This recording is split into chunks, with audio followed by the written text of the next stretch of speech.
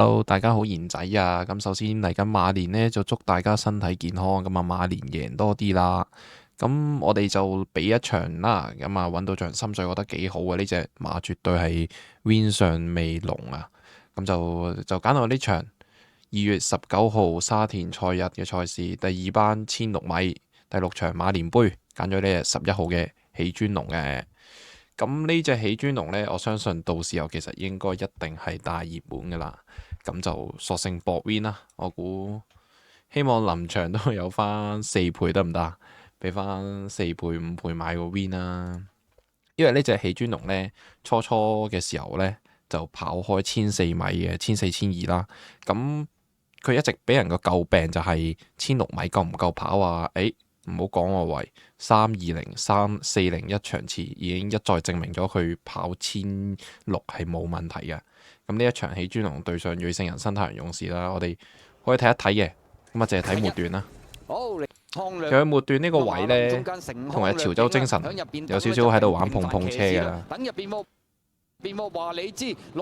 呢度啦，諗住攞出嚟俾潮州精神夾翻入去，唔緊要佢攞入邊啦。攞入面其實呢個位有少少塞嘅喎，有少少塞嘅情況下之後，佢又俾一直扣住呢個位先望住啦，打開呢個位先望空打開跑啦。但係已經姍姍來遲啦，已經塞咗成幾百米之後，都追翻我第三。我覺得呢一場喜尊龍真係跑得末段嗰個情況係有啲阻滯嘅情況下跑得咁好，已經係非常之勁啊！代表佢嗰個1600米，再睇埋佢上一場啦，更加唔使講啦，係咪啊？對住呢班對手，4歲經典一哩賽，小鳥天堂、晒冷、美麗星辰呢啲唔使講啦嘛。睇埋末段，佢末段嗰個位又係冇跑過咁滯嘅，佢諗住呢個位啦，喺度揾緊位噶啦，塞塞地，站唔到出去喎，站唔到出去。OK， 有空位啦，攞入邊上呢個位望空打開噶啦，但係俾隻美麗星辰咁樣一嘢夾埋嚟，成隻抽起咗。哇！好彩有個意識走位拉空咗，走翻出嚟。同埋隻馬真係交到俾隻美麗星辰一嘢夾，成個企起身抽起咗，但係末段衝翻嚟都可以跑過第5俾你。你試問呢隻喜尊龍你點可以唔要啊？係咪先？咁呢兩場再一次證明咗佢1600米呢，就已經係冇問題噶啦。個氣量考驗上嚟講，之後呢，咁我覺得戰意上面，因為有睇開我講馬都知我係好睇呢場嗰個心意啊，係點樣報噶嘛。咁我發現到呢隻喜尊龍呢，係冇報到4歲經典賽經典杯嘅噃。嗱，我喺度揾小李天堂、數字天文、瑞聖人生，我揾唔到喜尊龍個名嘅喎。即係換句話講，佢其實係衝住呢場馬連杯跑嘅咯。佢已經係立心決心跑呢場馬連杯 all in， 係咪啊？咁呢隻喜尊龍大家可以如果參考投注啊，我覺得呢場呢，六環彩，大家中意玩六環彩嘅呢隻單打冇問題噶啦。買 win pay 就 pay 都其實唔使買噶啦。你希望佢 win 都有4-5倍分都已經好好噶啦。然之後有啲3T 場次都有呢關噶，呢隻又係膽，所以我覺得呢隻喜尊龍呢就非常之穩陣嘅，咁啊推薦俾大家先啦。之後呢場後面嘅馬我會點樣揀呢？咁我哋可以逐隻講下先咯。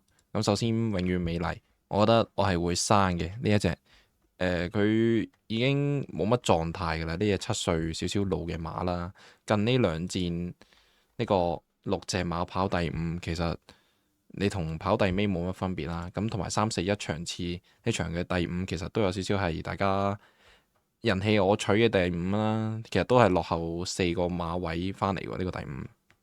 我覺得喺呢個榜上面嚟講，同埋最近嘅 on form 嚟講，呢隻永遠美麗我係會暫時擺低先。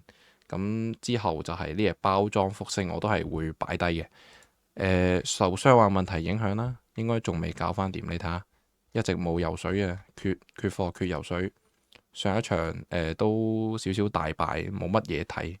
呢一隻應該暫時未得住，我都會擺低先嘅。然之後就係呢隻精英紅心，佢唔係草地馬啦吧？我覺得佢唔係草地馬，所以我都會擺低先嘅。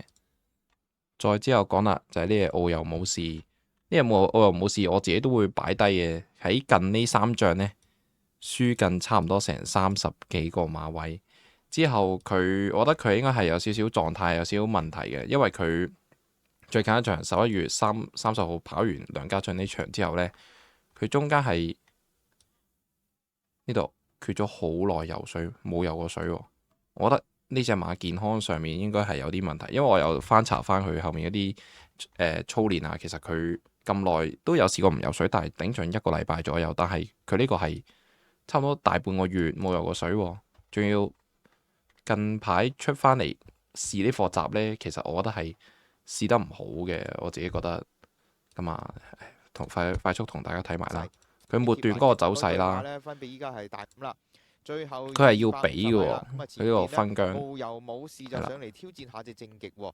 佢要俾嘅情況下，先至勉強終點前嗰步贏到撳住嘅正極嘅喎。但係正極出嘅時候，即係佢近期出嗰場係冇嘅喎。我有買嘅呢隻正極，但係澳遊武士係要俾嘅情況下先緊過到正極，再睇埋佢個餘勢。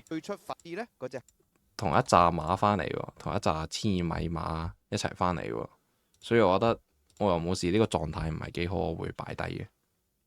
之後繼續講我哋會擺低嘅馬啦，呢隻4號華麗再勝，咁佢喺咁耐以嚟一直都未試過正式試過草地1600㗎，咁佢近仗啦368場次就跑咗場1650嘅泥地，咁啊追咗第2翻嚟，好似 OK 喎，但係你睇翻啲時間。其實頭段其實好慢，即係正確啲嚟講，佢係頭段係爛嘅情況下，佢只不過係可能爆你末2段追翻個第2翻嚟，所以我覺得如果你喺正常嘅步速嘅1600米華麗再勝，其實未證明到佢1600米嘅嗰個氣量考驗係得唔得噶噃，咁倒不如我去搏其他心水係咪先？咁啊呢日華麗再勝我會放低嘅。之後下一隻要講嘅馬就係呢隻至尊貴寶啦。咁呢隻至尊貴寶而家85分啦，但係其實佢呢15分佢貴咗70分。咁佢呢15分其實都係喺谷草度加上嚟嘅噃。佢谷草贏嗰2仗啲對手其實都唔係好勁嘅啫喎，贏朝朝醒、仍然威風、快博、美女寶區呢啲嘅啫喎。咁呢隻至尊貴寶近期狀態係好嘅，有嘅。佢自從贏咗場谷草之後，好似開咗竅啦隻馬，但係佢喺草地度未有一個證明啦。佢啲分全部都係喺谷草度加上嚟，咁你呢個位我就覺得夠唔夠呢班草地跑開嘅對手跑㗎？所以呢隻至尊貴寶我可能會放低佢啦，除非係臨場真係好大風聲有飛嘅，咁再考慮啦。咁呢啲大家自己臨場再執生再睇啦。之後我就講一個我認為呢場 OK 嘅馬啦，咁就首先就太陽勇士啦。最近呢一季跑嗰啲全部都係2、3、3、4、4，仲未出到頭，但係佢就永遠都會鏟入嚟，係咪啊？咁啊甩唔到4甲噶，佢呢隻馬好忠心啊呢隻馬，所以我點都會包翻啦。今次換埋潘頓，希望幫手孭少少飛啊嘛，或者起專龍好瞓啲。咁太陽勇士我會揀翻先嘅，咁就第2隻啦，就係呢個安裕。咁安裕呢，我覺得唯一可以攻擊嘅位就係佢130呢，其實唔係好好成績喎，即係佢呢隻馬咩重磅，其實唔係話表現特別佳嘅喎，但係佢今次跑翻2班賽，可能百幾分賺你少少分。咁呢一隻馬其實我想佢唔喺度嘅，但係理論狀態嚟講，可能都要包翻啦呢隻安裕。然之後就係和平波啦。咁呢個和平波就比較有趣啲咯。咁佢喺呢場賽事度呢，佢就除咗一隻夜馬配備咁啊，除咗個羊毛面箍，今次係除咗嘅。最近呢，無畏劫踏暴民呢，唔知係咪大家 friend 底啊？咁啊，本身初初好少同布文合作嘅喎，但係今季呢，佢夾布文係都幾醒神喎。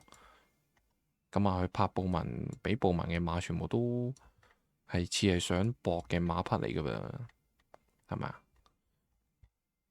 日象二啊，呢啲喵喵怪啊、男神呢啲係咪揾到個新 partner 啊嘛？無謂見，同埋呢隻和平波呢，可以睇一睇佢試集，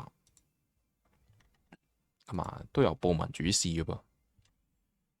咁呢一個課集呢，佢除咗個眼，佢除咗個羊毛面箍嘅，咁呢，睇一睇佢開集嗰度啦，就會比較有少少驚嘅位啊！因為佢除咗個羊毛面箍之後，唔知係咪隻馬唔夠集中，佢係慢集嘅噃。係啦，咁啊呢場就同嘉慶高升、極上沙龍呢啲試啦。咁啊留翻喺後面嘅，咁啊有少少違反佢嗰個一路一貫以嚟嘅跑法放頭啊！咁今次就留咗個大後追啦，最出係和平波嚟嘅。好啦，最後百零米啦，咁啊嘉應高升都你話試得好唔好？又我覺得50-50啊，因為佢哋一組我覺得係強組嚟嘅。佢一組呢，全部喜慶寶有狀態啦，升龍區泥地好嘅馬啦，呢兩隻唔使講啦。精英雄心都係泥地好嘅馬啦，就更何況佢嗰個時間其實係全組，即係你擺翻去全日嗰度，其實佢都係可以跑第一嘅時間嚟嘅。所以呢日和平波試嗰課集其實唔差嘅噃，我自己覺得係啊，所以要立翻先㗎呢隻和平波。去到最後啦，咁就仲有一隻馬未講，就係桃花開。咁呢隻呢，就係我配搭起尊龍嘅 Q 腳之一，亦都係可能會最大注嗰注啦。咁啊配桃花開，咁呢隻桃花開呢，上仗就孭住135磅配布文。咁啊上一場就超級世紀慢步速啦，咁啊輸俾一堆比較後追馬勁啲嘅一紮後追馬細水長流，話你知呢啲，咁你咁慢步速鬥爆，最後大家可能200米、100米嘅時候，咁呢隻桃花開一定唔夠跑啦。咁啊佢3、4、2場次嗰場呢，就同即係發財先鋒啊穿咗條 Q 翻嚟嘅。咁呢兩隻都係喺最大外檔度後追翻嚟啦。咁我覺得跑得幾好嘅呢場。咁啊預翻啲正常少少嘅時間步速啦。咁啊大後檔、大後追嘅情況下，100米奔放仲有優勢，迎好威風追同隻發財先鋒甩開後面對手贏喎。咁啊跑第2翻嚟，然之後今仗啊就配翻鍾易禮，咁啊有呢個輕磅之利啦。咁鍾易禮同呢隻馬都有試過上名嘅，咁啊喺128場次嗰度都試過上過名啦。咁我覺得今場賺翻個輕磅狀態喺度嘅時候，我覺得呢一隻馬跑過第2係絕對有機會嘅。咁啊，所以呢，今日呢一場馬連杯我就推介首選馬膽就係11號喜尊龍。咁啊配腳就配翻我諗上面講嗰啲啦，狀態好嘅馬。咁啊大注啲嘅就會係桃花開啦。咁啊11搭10，咁就希望大家可以贏多啲啦。嚟緊新年，咁啊下條片見啦。